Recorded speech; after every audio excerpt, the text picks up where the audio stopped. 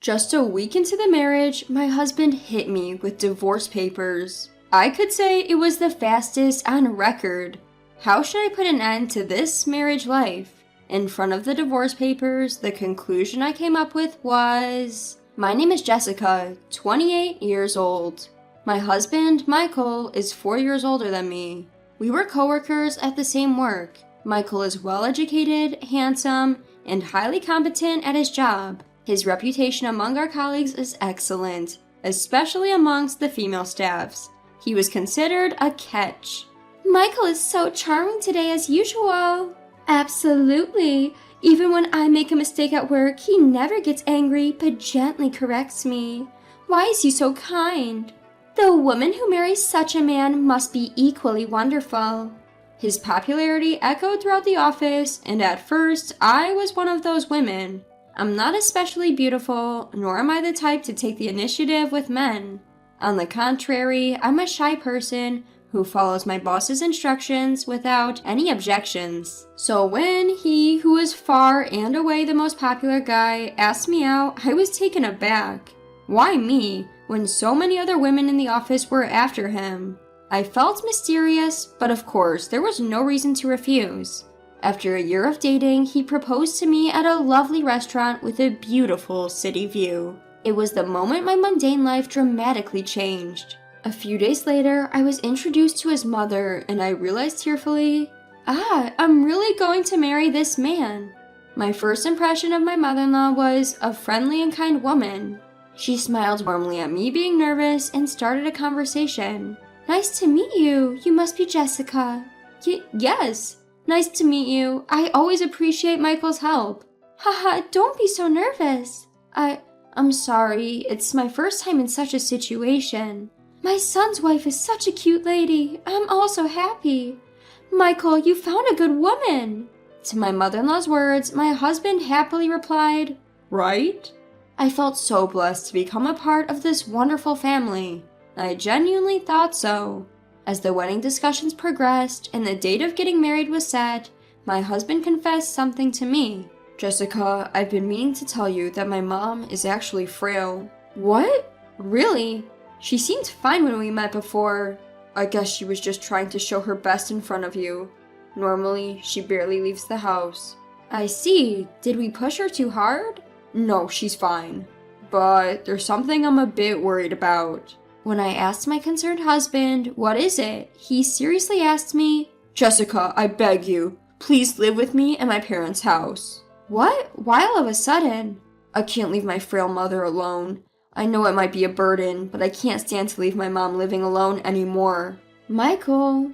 Looking at him begging sincerely, I felt torn. At the same time, I was happy seeing him loving and honoring his mother. I'd be lying if I said I wasn't anxious. But surely I can get along well with that wonderful mother. I willingly agreed, saying okay, and decided to accept living together. Subsequently, after discussion with my husband, I chose to resign from my job because of our marriage. At home, I'll take care of all household chores and look after my mother-in-law. I had initially planned to continue working after marriage, so I was a bit confused at first, but I saw this as a good opportunity. I will do my best to get along with my mother-in-law as soon as possible. After registering our marriage, we moved our belongings to my mother-in-law's home in Nebraska for over a week. The very first day our life with my mother-in-law began. My husband suddenly pulled out a divorce paper in front of me. Fill these out, please. Huh? You can see what it is, right? Divorce papers. Hold on, we just got married a week ago. What are these divorce papers for? Why? Isn't it obvious? It's so I can divorce you anytime. So, if I get tired of you, we can part ways immediately. What are you talking about? I was unable to comprehend the meaning of his words and was utterly confused. The man in front of me had a cold look on his face, one I'd never seen before. In my speechless state, he continued, Listen to me now.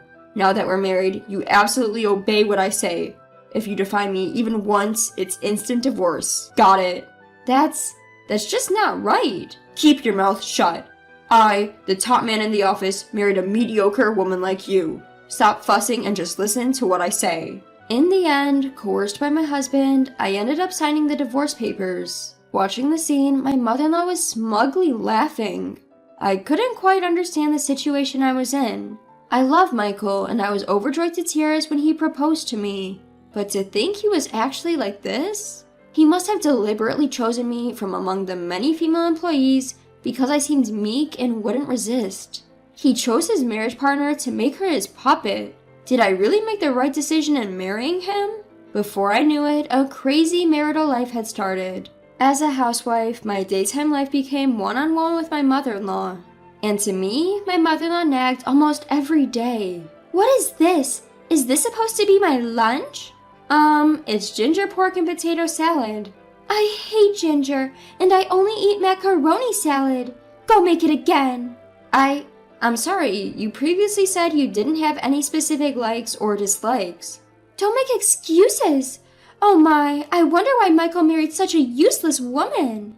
She complained about the meals I cooked at every opportunity, and my husband would come home and join my mother-in-law in berating me if dinner wasn't ready. Hey, why isn't my dinner ready when I come home? I'm sorry, I was just cleaning the room as told by mother-in-law. Huh? What's with that tone? It sounds like you're blaming my mom. I didn't mean that. I was about to start preparing dinner, but then your mother asked me to clean. That's just because you're inefficient. Don't bother my mom. How much more trouble do you intend to cause for me and my mom?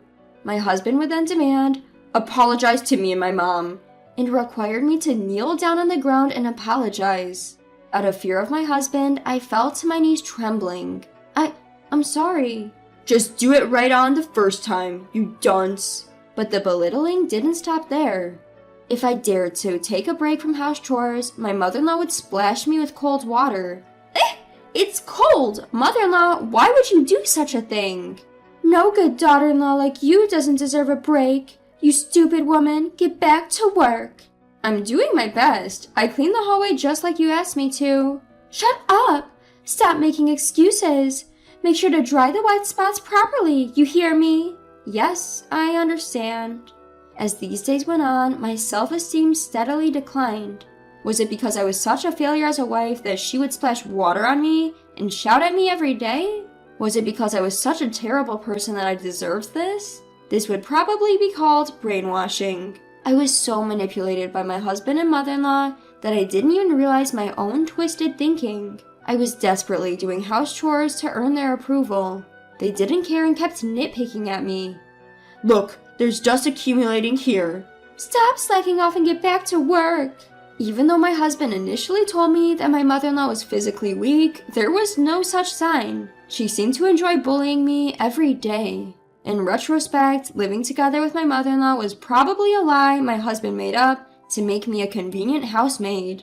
Back then, I didn't realize it and thought it was just normal to live together like this. Then one day, my mother-in-law and husband said they were going out together and I was to drive them.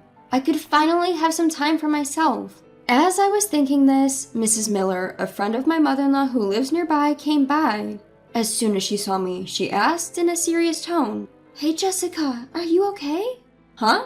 What do you mean? I saw Michael and Martha yelling at you when you were getting in the car earlier.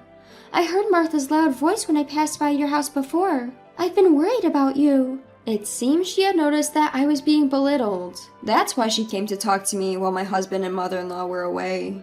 Jessica, are you okay with this? I'm really worried about you. You've been looking more and more worn out since you got married. That's because I'm a failure as a wife. What are you talking about? I've thought this since the first time we talked, but you're not a failure at all. I'm sure you're trying your hardest. You can't get used to being bullied. Saying this, she seemed to tear up for some reason. I was moved to tears as well, and before I knew it, I had told her everything. After listening to my story, Mrs. Miller said to me with a serious expression, You need to run away. What? Just run away. But, are you okay with this? You won't regret it? I was confused, and Mrs. Miller grabbed my arm firmly. I, too, was bullied by my mother-in-law right after I got married. It was really hard, so I understand how you feel. You're wasting your life by putting up with it. You're a wonderful person. You deserve to be happier. Mrs. Miller, that's when I decided to divorce my husband. I suddenly felt a lightness in my heart, realizing that I had been brainwashed all this time. I don't want to live with them any longer. This isn't the married life I wanted. Before I knew it, tears were overflowing and I was crying out loud. All the while, Mrs. Miller had been gently stroking my back. Once I had calmed down, she said to me, "It's never too late to start over your life." Yes, thank you, Mrs. Miller. Soon after, I quickly packed up my belongings and left the house without telling my husband or my mother-in-law. Of course I took the divorce papers that they had made me sign at that time. A few hours later, my husband must have noticed my absence because he kept calling me. I stayed in a comic book cafe that night and answered the phone from my husband once I had calmed down the next day. Hello? When I answered the phone, "Hey, don't mess with me!"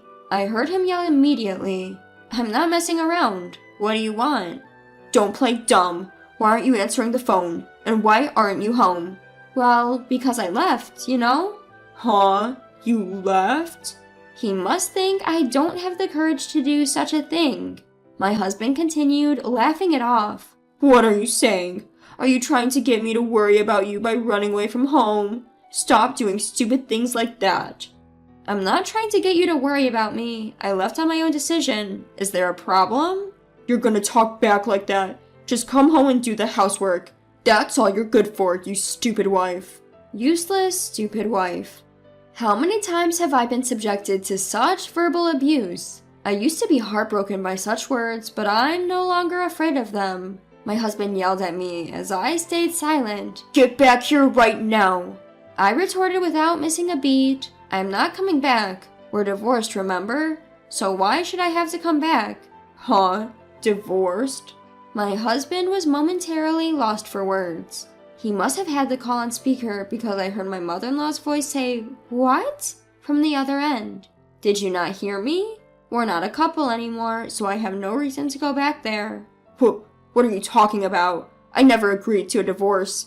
"But you did agree, didn't you? You made me sign the divorce papers." Did you actually use those divorce papers?" "Yes, I did. When I left, I submitted the papers to the city hall." I could hear my husband running to check the room over the phone. It's gone.